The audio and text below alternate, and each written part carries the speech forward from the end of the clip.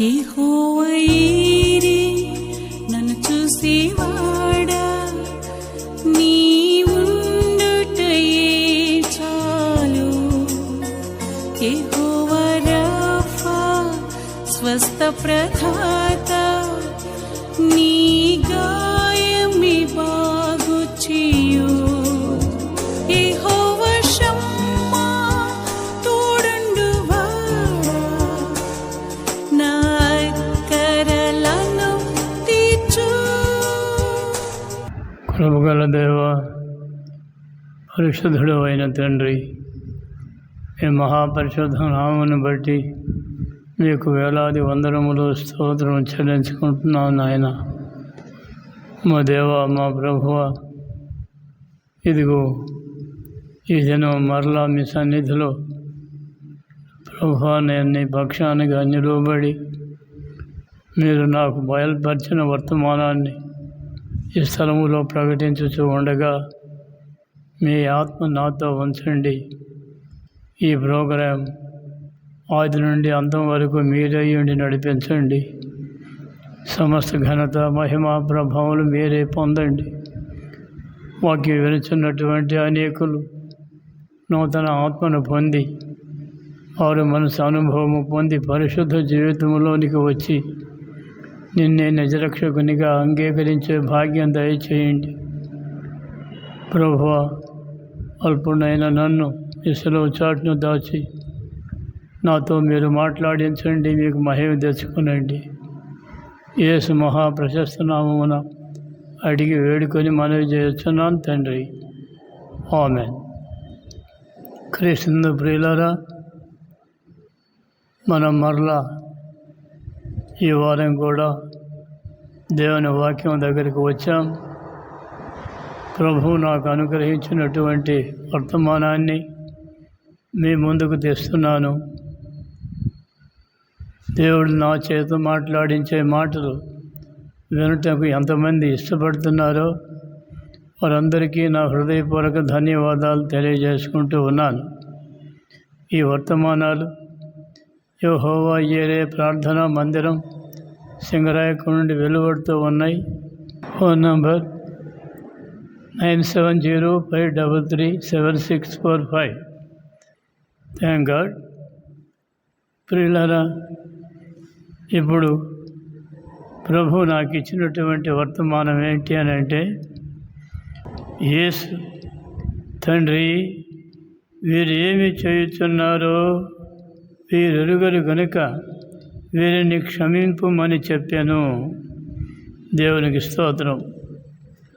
ప్రియులారా, అపొస్తలుల కార్యములు 3వ అధ్యాయం 17వ వచనం. సహోదరులారా, మీరును మీ అధికారులను తెలియక చేసిరని నాకు తెలియను. అయితే దేవుడు తన క్రీస్తు శ్రమపడునని సమస్త ప్రవక్తల నోట ప్రచురించిన విషయములను ఈలాగు నెరవేర్చను. దేవుని స్తోత్రం. అలాగే అపొస్తలుల కార్యములు 7వ అధ్యాయం 60వ వచనం అంటుంది, అతడు మోకాళ్ళు అని, ప్రభువా వారి మీద ఈ నేరం మోపకమని గొప్ప శబ్దంతో పలికెను. కారణం తెలియక చేయుటే.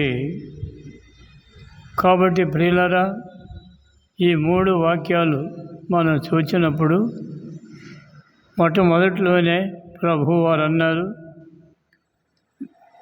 తండ్రి వీరేమి చేయుచున్నారో వీరెరుగరు కనుక వీరిని క్షమింపుము అన్నారు ఆయన. కాబట్టి ఈ మాట ప్రకారం తెలియక చేసినటువంటి దోషము ఎలాంటిదైనా ప్రభువు క్షమించటానికి సిద్ధంగా ఉన్నాడు. అది ఎప్పుడు అనంటే, ఆ దోషము చేసిన వ్యక్తి ప్రభువు దగ్గరికి వచ్చి, అయ్యా ఈ నేరం నాదే, నన్ను దయతో క్షమించమని అడిగినప్పుడు ఇది సాఫల్యం అవుతుంది. అయితే ఇక్కడ ప్రభువుని సిలువ వేస్తున్నటువంటి వారిలో ఒక్కడు కూడా అలాగ వచ్చి ప్రభువా నన్ను క్షమించమని అడిగిన వాడు మనకు కనబడ్డు. మరి వారు క్షమించబడ్డారా లేదా?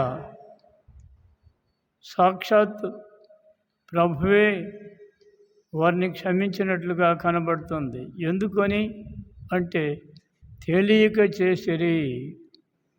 కాబట్టి మనం కూడా ఈ జీవితంలో ఎన్నో మార్లు తెలియక దేవుని యొక్క పరిశుద్ధతను మనం ఎరిగిన వారము కాక ఆయన ఏమంటున్నాడు? నేను పరిశుద్ధుడను మీరును పరిశుద్ధులై ఉండుడి అంటున్నాడు. ఆ పరిశుద్ధత అనగా ఏమో తెలియక మనం చేసినటువంటి దొండగాలు మరి క్షమాపణను పొందడానికి అవకాశం ఉన్నట్లుగా మనం చూస్తున్నాం. అయితే ఇక్కడ చాలామంది ఈ దినాలలో అనుకుంటున్నారు ఏమని? మనము చేసినటువంటిది ఆయన క్షమించటానికి సిద్ధంగానే ఉన్నాడు. కాబట్టి మనం ఏ నేరం చేసినా అదేమి మనకు ప్రమాదం లేదు అనేటటువంటి ఒక ఆలోచనలో ఎంతోమంది ఉన్నట్లుగా తెలుస్తుంది. ప్రియులారా, అయితే ఇక్కడ హెబ్రీ పత్రిక 10వ అధ్యాయం 26వ వచనం ఏం చెబుతుంది అంటే, మనము సత్యమును గూర్చి అనుభవ జ్ఞానం పొందిన తరువాత బుద్ధిపూర్వకముగా పాపము చేసిన ఎడల పాపములకు బలి ఇక ఉండదు. ఈ మాట మరలా మనం జ్ఞాపకం చేసుకోవాలి.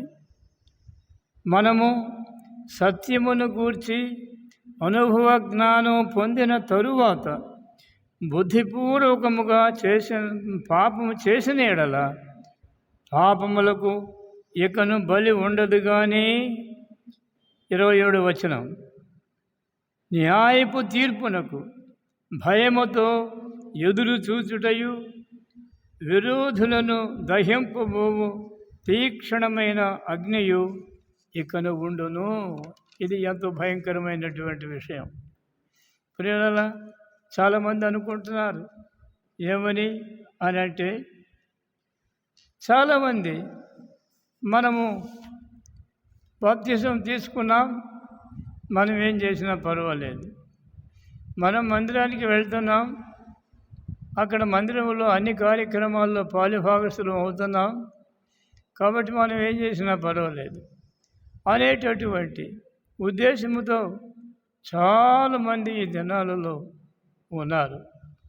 ప్రియులారా, అలాంటిది దేవుడు మనతో మాట్లాడుతున్నటువంటిది ఏంటి అని అంటే, తండ్రి వీరేమి చేయుచున్నారు వీరెరుగరు కనుక వీరిని క్షమింపుము అని చెప్పిన క్షమాపణ తెలిసి చేసినటువంటి వాటికి లేదు అనే విషయం ఈరోజు మనం గ్రహించాలి.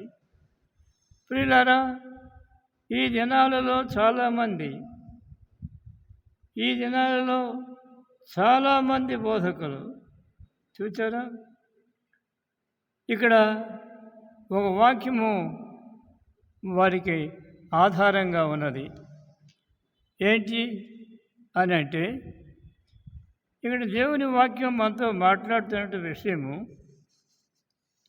1 యోహాను పత్రిక 2వ అధ్యాయం 1వ వచనం ఏం చెబుతుంది అనగా, ఎవడైనను పాపము చేసిన ఎడల నీతిమంతుడైన యేసుక్రీస్తు అను ఉత్తరవాది తండ్రి యొద్ద మనకున్నాడు. జాగ్రత్తగా వినవలసిందిగా నేను మీ సేవకుని గాను సహోదరుని గాను మనవి చేస్తున్నాను.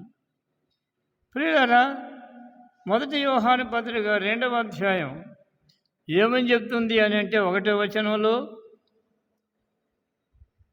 ఎవడైనను పాపము చేసిన ఎడల నీతిమంతుడైన యేసు క్రీస్తు అను ఉత్తరవాది తండ్రి యొద్ద మనకున్నాడు. ఈ వాక్య ప్రకారము ఈ దినాల్లో చాలామంది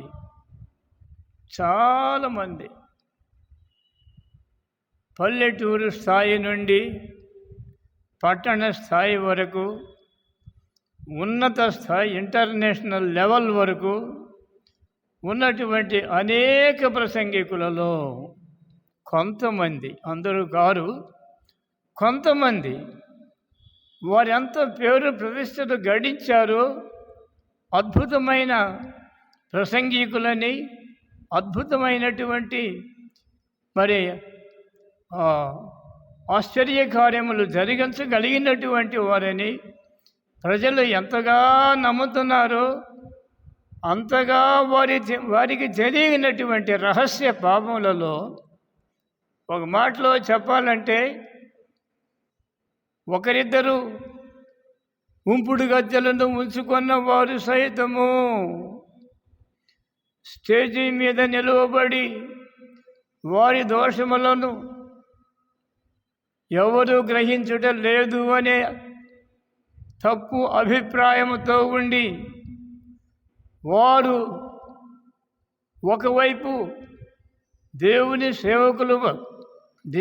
సేవకులమని తమను తామే ప్రకటించుకొనచ్చు, మరొక వైపు శరీర క్రియలలో మునిగి తేలుచున్నటువంటి వారు పల్లెటూరులో సువార్త చేసేటటువంటి వాని వద్ద నుండి పట్టణములలో ఎంతో ఉన్నత స్థాయిలో ఉన్నటువంటి వారి వరకు ఈ వ్యభిచార పాపములో పట్టబడి ఉన్నారు. అందరూ కారు, కొందరు. వారిని చూచి అనేకులు తాము ధైర్యం తెచ్చుకొని ఒకవైపు మందిరానికి వస్తూనే, ఒకవైపు మందిరంలో సమస్త యాక్టివిటీస్లో షేర్ చేస్తూనే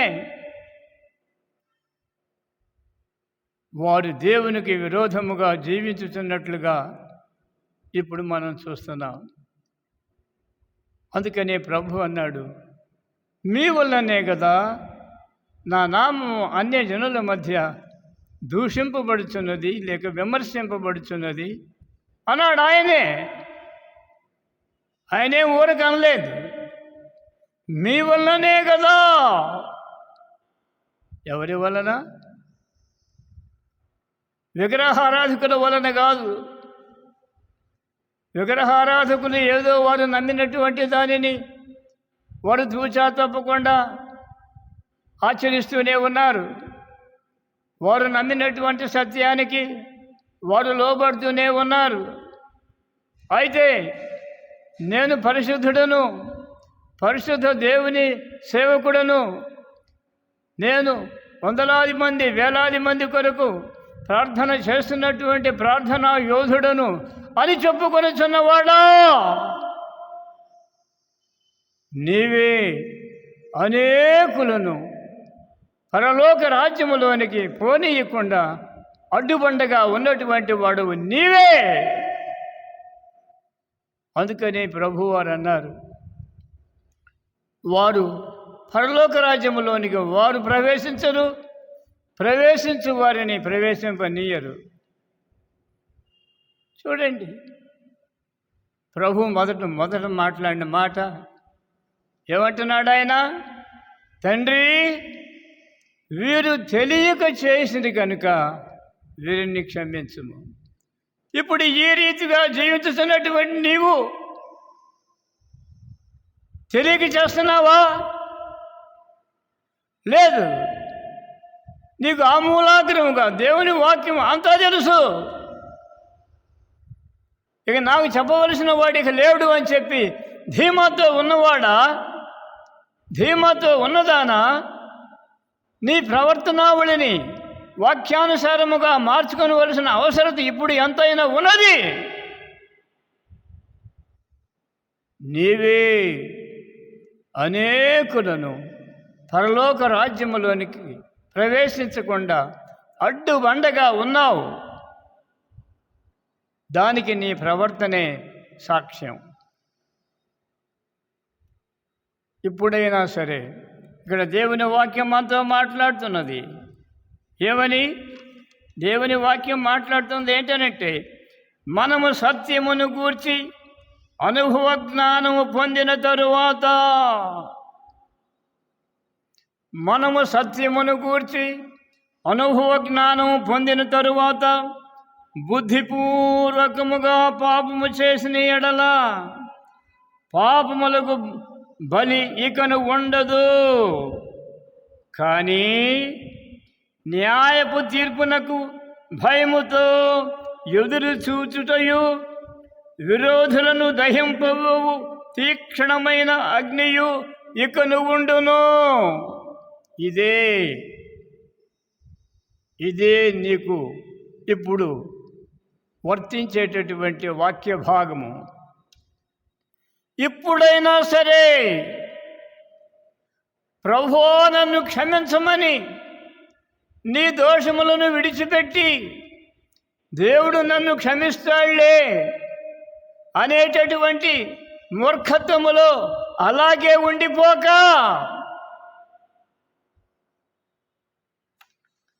నిన్ను నీవు తగ్గించుకొని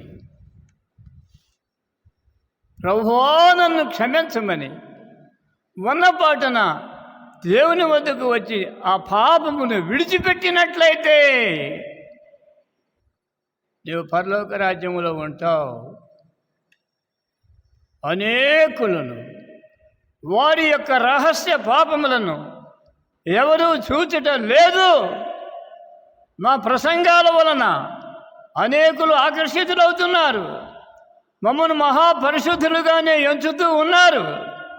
అనుకొనుచున్నవాడా, అనుకొనుచున్నదానా, పరిశుద్ధాత్ముడు ఈ స్థలములో నీ కొరకు ప్రత్యేకమైనటువంటి వర్తమానాన్ని వినిపిస్తూ ఉన్నాడు. ఇప్పుడు లోపడతావా? దేవునికి మీ వల్లనే కదా నా నామం అన్ని జనుల మధ్య విమర్శింపబడుతున్నది అని మాట్లాడుతున్నటువంటి నీవు ఇప్పుడైనా లోబడతావా? ప్రభు వారు అంటున్నాడు, తండ్రి వీరేమి చేయుచున్నారో వీరెరుగరు కనుక వీరిని క్షమింపుము.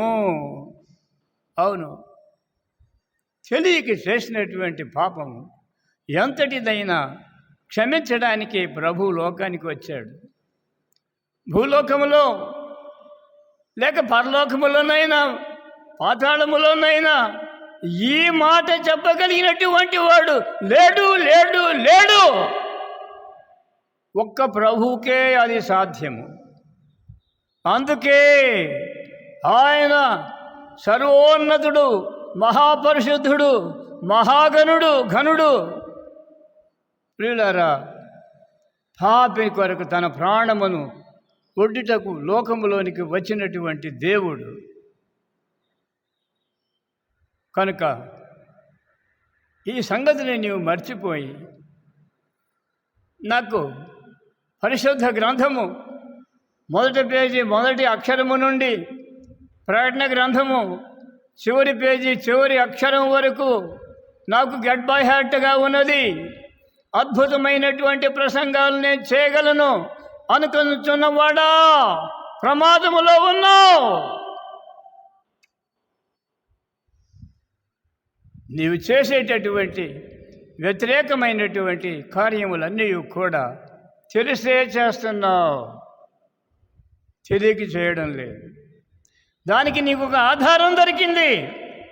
ఏమిటా ఆధారం అని అంటే, యోహాను పత్రిక మొదటి యోహాను 2వ అధ్యాయం 1వ వచనం, ఎవడైనను పాపము చేసిన ఎడల నీతిమంతుడైన యేసు రక్తము యేసుక్రీస్తు అను ఉత్తరవాది తండ్రి యొద్ద మనకున్నాడు. కదా. నీవు దేవుని సేవకుడవు, దేవుని సేవకురాలు అయ్యుండి ఈ వాక్య భాగము నాదే అనుకోవచ్చు. ఇక నాకు ఏ తీర్పు లేదు, నాకు ఏ విధమైనటువంటి శాపము లేదు, నేను నేరుగా పరలోకంలోనే ఉంటాను, క్రీస్తుతో కూడా ఆయన మహిమ సింహాసనం మీద నేను కూడా ఆసీనురాలనై ఇదిగో యెహోవా దేవుని యొక్క నిత్యత్వములో దూతగణములతో కూడా యెహోవా పరిశుద్ధుడు పరిశుద్ధుడు పరిశుద్ధుడని నేను ప్రతిగానములు చేసేటటువంటి ఆ బృందములో నేను కూడా సభ్యురాలను అని మతి భ్రమించి మొండి ధైర్యముతో పాపమును విడిచిపెట్టకుండా దాంతోనే యాత్రికుని ప్రయాణం ఎప్పుడన్నా చూచావా? నీవు చదివావా ఎప్పుడన్నా? దాని మీద ఒక బొమ్మ ఉంటుంది. ఒక యాత్రికుడు, వాని మీద ఒక పెద్ద పాప మూట ఉంటుంది. అతడు పరలోక రాజ్యంలో ప్రవేశించాలంటే ఈ మూట చాలా ఆటంకంగా ఉంటుంది.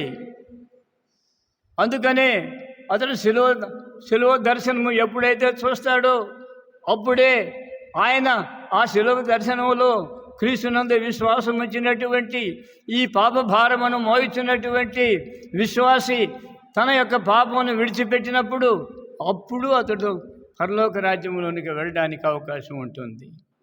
Pilgrims progress. నీవు చదవకపోతే చదువు, సత్యాన్ని తెలుసుకో. పాప భారముతోటి నువ్వు పరలోక రాజ్యంలో చేరతావంటే అసంభవం. కనుక ఇప్పుడైనా సరే ఇదిగో నేను అనేకులకు ప్రసంగికుడును అనుకొంచున్నవాడా, నికోదేముతో ప్రభు అదే చెప్పాడు. నీవు తిరిగి జన్మించాలని ప్రభువు చెప్పినప్పుడు అతడు అమాయకంగా ఒక ప్రశ్న వేశాడు. ఇంత ముసలివాడినైనటువంటి నేను మరలా నా తల్లి గర్భంలోనికి ఎలాగా ప్రవేశించగలను అన్నాడు. అప్పుడు ప్రభు అంటున్నాడు, ఇశ్రాయేలునకు బోధకుడు అయ్యుండి ఈ విషయం నీకు తెలియదా? ఈ విషయం నీకు తెలియదా? ఇశ్రాయేలుకు బోధకుడు అయ్యుండి ఈ విషయం తెలియదా? నీవు తిరిగి జన్మించాలి, మారు మనసు పొందాలి, పాపం ఒప్పుకోవాలి, విడిచిపెట్టాలి, పరిశుద్ధుడు అయి పరలోక రాజ్యంలో ప్రవేశించాలి. కనుక ప్రియుడా సహోదరి సహోదరులారా, మీ సోదరునిగా, మీతోటి పనివానిగా ప్రభువు నాకు ఇచ్చినటువంటి ఈ వర్తమానాన్ని ఇక్కడ ప్రజెంట్ చేస్తున్నాను. కనుక మనం ఎవరైనా సరే వినుచున్న మీరే కాదు, మీకు బోధించుతున్న నేను కూడా ఇలాంటి దౌర్భాగ్య స్థితిలోనికి వెళ్లకుండా ప్రభు నన్ను కాపాడునుగాక. ప్రియులారా, ఇక్కడ మనం ఏదైతే లోకానికి మనం చాటిస్తున్నామో అది మొదట మనమే జీవించవలే అనేటటువంటి స్పృహ మనము నిశ్చయముగా కలిగి ఉండవలసిన వారముగా మనం ఉన్నాం. ఆ స్పృహ కలిగి మన పాపమును ఒప్పుకొనడానికి సిద్ధపడి ఆ భారమును వదిలించుకోవడానికి ఇష్టపడి, ఎందుకంటే ఇక్కడ ఉన్నటువంటి భయంకరమైనటువంటి వాక్యం ఏంటి అని అంటే, ఇక్కడ దేవుని వాక్యం మనతో మాట్లాడుతుంది. శిలువ దగ్గర ఎంత క్షమాపణ ఉన్నదో దానిని బుద్ధిపూర్వకముగా త్రోసివేసినటువంటి వానికి కూడా ఇక్కడ హెబ్రీ పత్రిక 10వ అధ్యాయం 26, 27 వచనాలు ఏమని మాట్లాడుతున్నాయంటే, మనము సత్యమును గూర్చి అనుభవ జ్ఞానం పొందిన తరువాత బుద్ధిపూర్వకముగా పాపము చేసిన ఎడల పాపమునకు బలి ఇకను ఉండదు. అంతేకాదు, న్యాయపు తీర్పునకు భయముతో ఎదురు చూచుటయు, విరోధులను దహింపబో తీక్షణమైన అగ్నియు ఇకను ఉండును.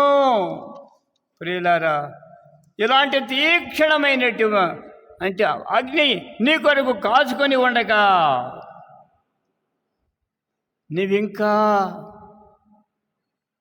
భయంకరమైనటువంటి, నేను అనేకులకు బోధకుడును బోధకురాలను, నాకు క్షమావడం ఉన్నది అని చెప్పి అనుకుంటూ నేను అసలు తీర్పులోనికి రాను అనేటటువంటి దౌర్భాగ్య స్థితిలో ఆలోచించుతున్నవాడా, జాగ్రత్తగా మనం ఈ విషయాన్ని జాగ్రత్తగా ఆలోచించాలి. కనుక ప్రియులారా,